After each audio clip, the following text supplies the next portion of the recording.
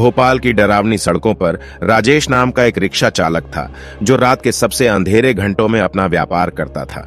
उनका रिक्शा किसी अन्य रिक्शा से अलग था, पुराना और घिसा पिटा पेंट और चरमराते पहियों वाला।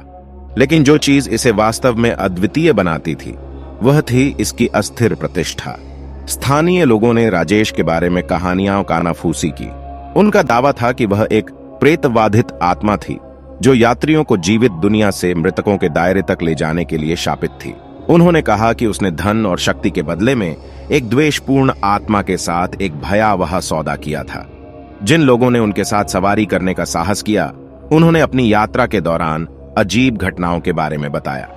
एक चांदनी रात में दोस्तों के एक बहादुर समूह ने किंवदंतियों की परीक्षा लेने का फैसला किया। उन्होंने राजेश के रिक्शा का स्वागत किया और उसने चुपचाप उन्हें उस पर चढ़ने का इशारा किया। जैसे जैसे वे भूल भुलैया भरी सड़कों से गुजरे, हवा ठंडी हो गई और एक दमनकारी सन्नाटा छा गया। जल्द ही यात्रियों में से एक ने राजेश के बगल में बैठे एक छायादार व्यक्ति को देखा। उसकी आंखें एक अलौकिक रोशनी से चमक रही थीं। उनमें दहशत फैल गई, लेकिन वे रिक्शा की पकड़ से बच नहीं सके। आकृति ठंडी कर्कश आवाज में दर्द और निराशा की कहानियां सुनाती हुई बोली। रिक्शा भौतिक विज्ञान के नियमों को धता बताते हुए खड़खड़ाता और कराहता रहा, क्योंकि यह उन्हें कम रोशनी वाली गलियों और परित्यक्त इमारतों से होकर ले जा रहा था।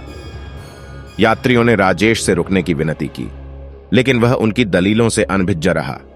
आखिरकार वे एक सुनसान कब्रिस्तान में पहुंचे, जहां रिक्शा अचानक रुक गया।